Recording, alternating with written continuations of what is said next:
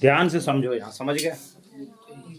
तो ये पहले तो मैं पढ़ा चुके हैं, तो यहाँ से चलोगे इसकी प्रैक्टिस कर लोगे फटाफट, और यहाँ से 1 से 2 क्वेश्चन तुम्हारे आने वाले हैं, ठीक है। तो थोड़ा सुधार हट जाओ। चलो देखो, तो यहाँ से चलेंगे, जिस पॉइंट को बोलेंगे उस पॉइंट को ज्यादा याद कर लेना, ठीक है। तो यहाँ से चलते हम ज्ञान को आगे बढ़ाने की कोशिश करते हैं और उसको सीखने की कोशिश करते हैं। तो पहला है भारत की 11 मान्यता प्राप्त शास्त्रीय भाषा, ठीक है। हमारे पास भाषा, क्योंकि भारत क्या है, विविधताओं का देश है, जहाँ पे कई प्रकार की भाषाएं बोली जाती है। इसका लिमिट ही नहीं, समझ आ गया। सबसे अधिक भाषाएं बोली जाती है तो भारत है, पढ़े हो ना। भारत विविधताओं का देश है, यहाँ बहुत भाषाएं बोली जाती है। हर 20 किलोमीटर पे, ये क्वेश्चन कभी आ जाए तो याद कर लेना, हर 20 किलोमीटर पे भाषा बदल जाती है। यहाँ से भागलपुर जाओगे भाषा बदल जाएगी, यहाँ से मुंगेर चले जाओ भाषाएं बदल जाएगी। बदलता है, कभी गौर करना, होगी वही लेकिन थोड़ा अंतर।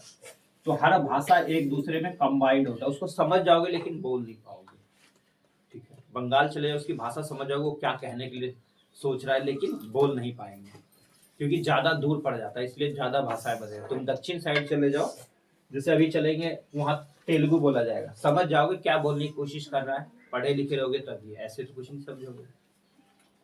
तो ये सारी चीजें होती है, हर 20 किलोमीटर में भाषाएं चेंज होती है, थोड़ा थोड़ा चेंजेस आते रहता है, इसी को सीखना। तो अभी भारत सरकार ने क्या है, 11 शास्त्रीय भाषाओं को मान्यता दिया है। पहले हमारे पास 6 थी, अभी वर्तमान में कितनी, 5 भाषाओं को 2024 में मान्यता दी गई, और आधिकारिक रूप पे अक्टूबर 2025 को मिला है। और हम किस में जी रहे हैं, 26 में।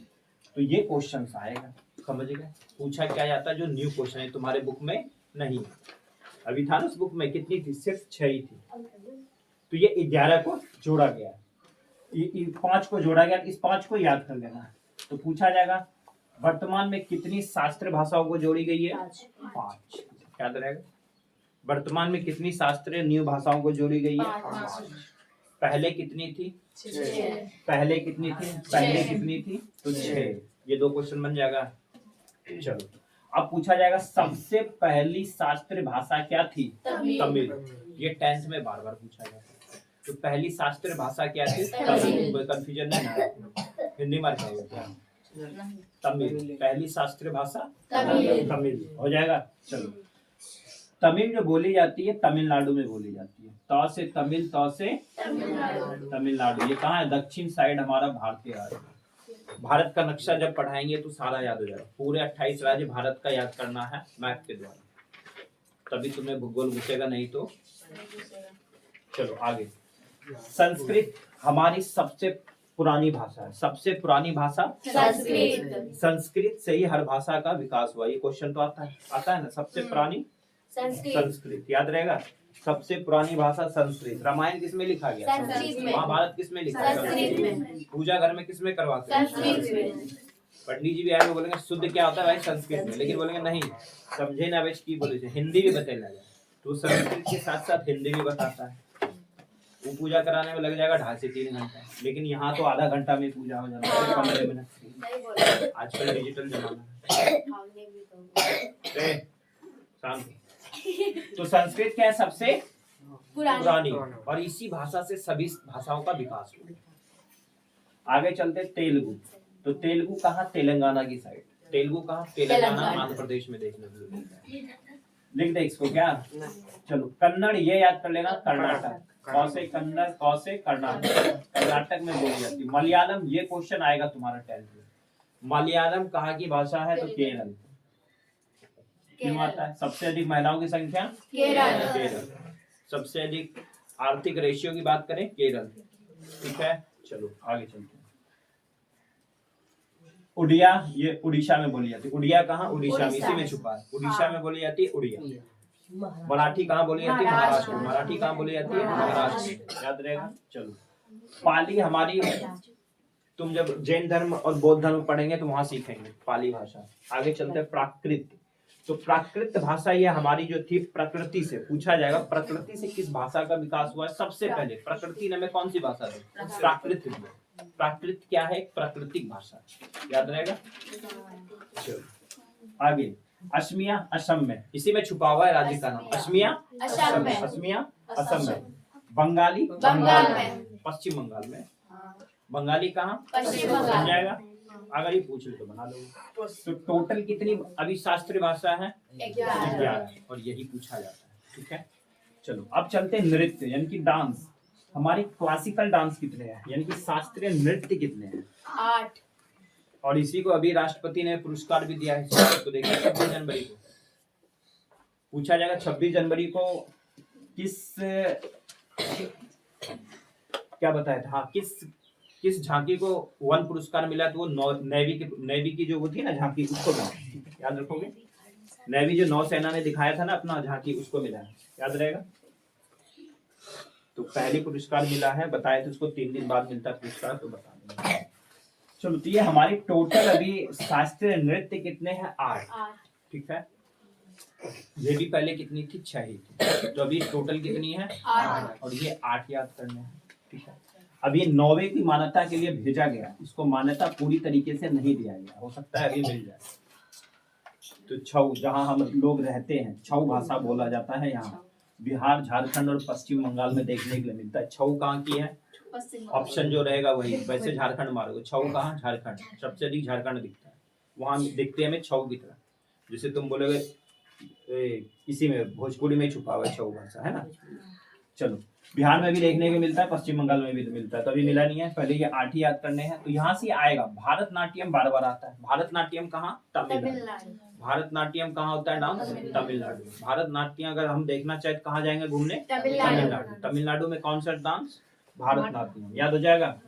कथक, देखो कथक अगर पूछा जाए तो 2 ऑप्शन आएंगे। कथक उत्तर भारत में जाओगे तो हर जगह देखने के लिए मिलता है हमें कथक। ठीक है, कथक नृत्य बिरजू महाराज, भूल गए है ना, उत्तर प्रदेश में जन्म हुआ ना, तो बिरजू महाराज के बारे में पढ़े हो ना, जो आने में उसको स्टार्ट किया था उसने, आज ये फेमस है बहुत, अब तो मर भी गए। तो बिरजू महाराज फेमस है कथक के लिए, याद रहेगा। तो उत्तर प्रदेश अगर ऑप्शन आ जाए तो उत्तर प्रदेश, क्या चलोगे? उत्तर प्रदेश। नहीं तो उत्तर भारत। उत्तर भारत के जितने राज्य हर जगह हमें कथक देखने के लिए मिलता है। अगला है कुचिपुड़ी, आंध्र प्रदेश। इनमें से एक आएगा, वो सोशल साइंस का भी पेपर होने वाला है ना, उसमें आएगा कुचिपुड़ी आंध्र प्रदेश। कुचिपुड़ी आंध्र प्रदेश। कच्ची पूड़ी कब खाएंगे? जब हम अंधे रहेंगे तभी खाओगे। आंख से दिखेगा तो कच्ची पूड़ी तो भोज में भी नहीं खाते हो यार, बड़ी बड़ी लेके आओ और ताजी लेके आओ, यही बोलते हो। तो कच्ची पूड़ी कब खाएंगे? आंध्र प्रदेश में। नहीं गलती होगा? नहीं। अरे कुच्ची पूड़ी कहाँ? आंध्र प्रदेश। और लाल मिर्च भी कहाँ? आंध्र प्रदेश। आंख में लाल मिर्च दे सकते हो तो आंध्र प्रदेश। लाल मिर्च कहाँ? आंध्र प्रदेश। चलो ओडिशा चलते हैं। ओडिशा ये तो याद नहीं करना है। ओडिशा छुपा हुआ है। कथकली, ये वेरी इंपॉर्टेंट है। कथकली और कुचिपुड़ी यही सबसे अधिक आता है। तो कथकली कहाँ? केरल। कथकली कहाँ? केरल। और एक आता है मोहिनी अट्टम, कहाँ? केरल। तो सबसे अधिक महिलाओं की संख्या कहाँ? केरल। तो मोहिनी अट्टम कहाँ होगा? केरल में होगा। ये वेरी इंपॉर्टेंट है, जो सबसे अधिक अभी एग्जाम में पूछा जाता है, सत्रिया। ये न्यू जोड़ी गई है इसलिए। सत्रिया कहाँ? असम। सत्रिया कहाँ? असम। और एक पूछा जाएगा मणिपुर, ये तो छुपा हुआ ही है। तो एग्जाम के वैल्यू से तुम्हें याद कर लेना है 1, 2, 3, 4। इन 4 में से देखने के लिए मिलेगा, 100% मिलेगा। तो सत्रिया कहाँ? यही भूलोगे, असम में। यहाँ असमिया भाषा नहीं है जो मिल जाएगा तुम्हें, यहाँ पढ़े हैं अभी असमिया, असम। लेकिन ये क्या है? सत्रिया। सत्रिया डांस कहाँ मिलेगा देखने के लिए? असम। छऊ अभी बिहार, झारखंड अभी दिया गया, जिसको मान्यता कब मिलता है देखते हैं। अब ये वेरी इंपॉर्टेंट है, तो पूछा जाएगा पहला, भारतीय संविधान में कितनी भाषाओं को संवैधानिक दर्जा दिया गया है? 22। ठीक है, किस अनुसूची में दिया गया है? तो 8वीं अनुसूची में। ये 2 क्वेश्चन आना है, याद कर लो। 8वीं अनुसूची में 22 भाषाओं को मान्यता दी गई है। ये अनुसूचित भाषाएं हमारी, इन्हें शामिल किया गया हमारे संविधान में। तो पहले जो मूल रूप से जब हम 1948 में हमें आजादी मिला, तो 1950 में हमारी जो ये संवैधानिक भाषा थी वो 14 ही था। कितनी थी? 14। तो मूल रूप से आ जाए ऑप्शन तो 14 मारना है, लेकिन इतनी हार्ड वो नहीं देता है, 22 ही मारना है। वैसे वो चलोगे आगे तुम्हारा कंफ्यूजन होगा। अभी तुम्हें 22 ही मारना, 14 पूछेगा तो बहुत ही पता है कितना नीचे जाएगा, तो 22 ही याद करो, तुम्हारा 22 ही पूछेगा।